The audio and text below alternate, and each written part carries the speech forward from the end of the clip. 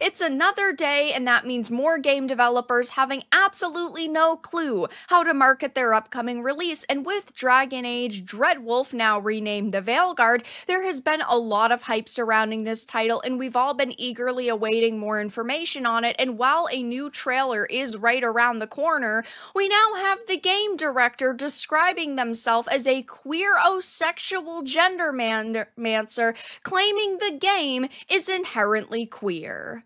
I have a few different things to show off, but before we get into the topic, if you enjoy the content I create, check out the links in the description, follow me on social media, and consider supporting through Patreon or through YouTube memberships. Now, obviously, when it comes to being a human being, you can call yourself whatever you want. You can describe yourself in any way possible, but when you are creating a product, that should not absolutely matter. At the end of the day, what you do in your own time on your own social media is one thing. But when you are saying things on your, public company account, right, where you actually do give people updates on the product you're working on, you should be leaving your identity and your politics at the door when you go to work. But that has not happened within the video game industry for a very long time, and that is why so many people refuse to purchase brand new AAA releases and support the big companies in the industry.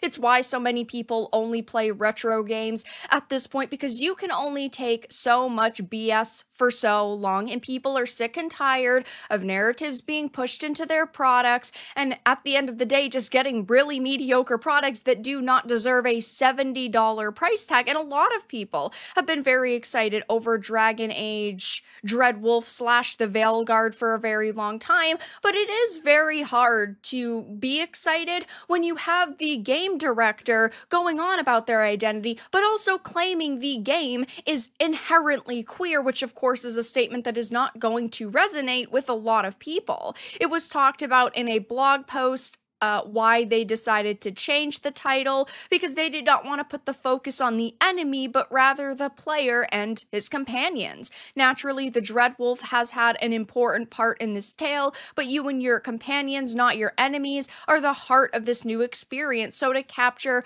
what this game is all about, we changed the name, as the original title did not show just how strongly we feel about our new heroes, which is fine. I don't like the new title all that much, in my opinion. Maybe I will after I play the game, who knows? But, of course, we now have a slew of information regarding this game and developers. Of course, Grums, aka Mark Kern, had wrote on X, BioWare Dragon Age has been renamed. I'm hoping for a great game free of modern politics. And then he included a screenshot of the game director's locked X account, which shows they claim, of course, to be a queer-o-sexual gendermancer. And of course, they have plastered all over their social media, trans flags because they are a trans individual, and that they're a supporter of Black Lives Matter. And again, if this was not an account where you, of course, are representing a company and giving customers information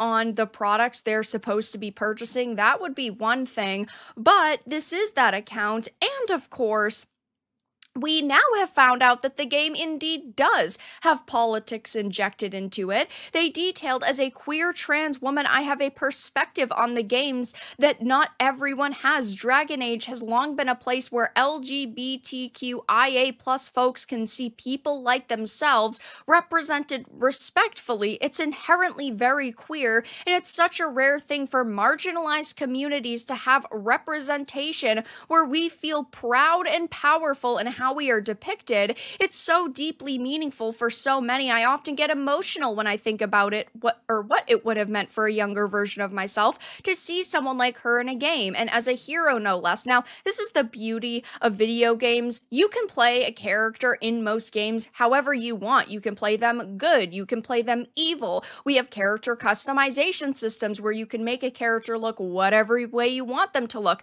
It has been that way for a very long time. at this point, and it's great no matter who you are if you find a way to resonate with characters in a video game. But at the end of the day, with entertainment, it's pretty narcissistic to only want to see characters that look like yourself or talk like yourself.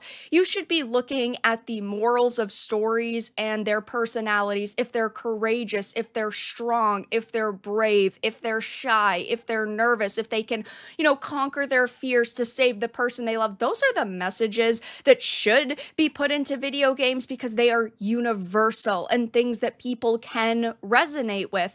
And when it comes to content like this, it is very worrying to hear someone say a game is very, inherently queer and there's all of this representation, because we do know at this point there are so many people within the industry who always take it a step too far. It's not like there's just a trans character in a video game, or, oh, there is an option to have, different types of romances. It's always pushed too far and pushed in your face. And that is a problem with modern entertainment, is that the message comes before the storytelling, and it should not be that way. I don't see other developers going around saying our game is inherently straight, because that's not what games should be about. It's about how you interpret the characters and themes, and to have the developers tell you it can only be interpreted one way, and that's in their opinion, the right way, well, it's not going to make people want to play your game. It's like if you made a Spider-Man game and said, oh, Spider-Man dies. Many people are not going to want to play it, and your writing is supposed to help them,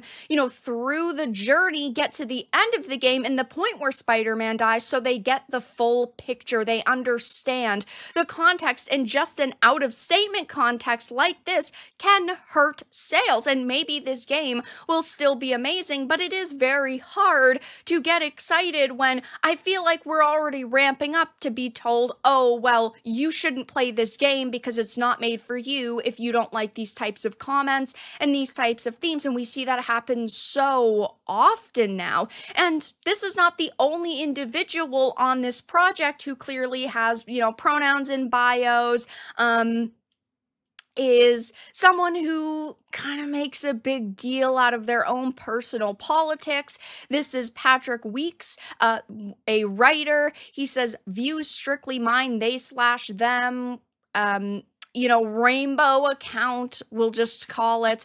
And when you have 45,000 followers, and again, you are representing a project, you are not just actually representing your own views on your Twitter/X account. You are representing a product and a fan base, and that's just the way that it goes. Look at the situations with games journalism right now. Someone like Alyssa Mercante, of course, she is a Kotaku writer, and she goes on her Twitter/X account all of the time and attacks content creators. Like, she made a YouTuber hit list that, I was on 7 times.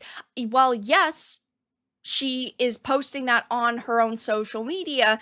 She's still representing Kotaku. It still affects Kotaku's image, and these people really don't understand that just because you put views are my own in your bio right next to your pronouns does not mean that people are not going to question, the company, in this case, of course, BioWare, and the project in totality. So we still have a lot of questions regarding Dragon Age, the Veilguard. There are still a lot of people who are very excited for it, and I am very intrigued to see the gameplay trailer and the information we should be getting over the next few days. At the Summer Games Fest events, I will be streaming the majority of them, which, of course, I'm sure a lot of people are going to be watching, so make sure to stop by the live streams for that. But yes, now we have game directors on the Veilguard describing themselves as queerosexual gendermancers, while also claiming the game is inherently queer. But that's all that I really had to discuss in this video. Let everyone know your thoughts in the comments down below. If you enjoyed this, give it a like, and if you didn't, give it a dislike. I appreciate your support either way, but I will talk to you all again in the next video really soon.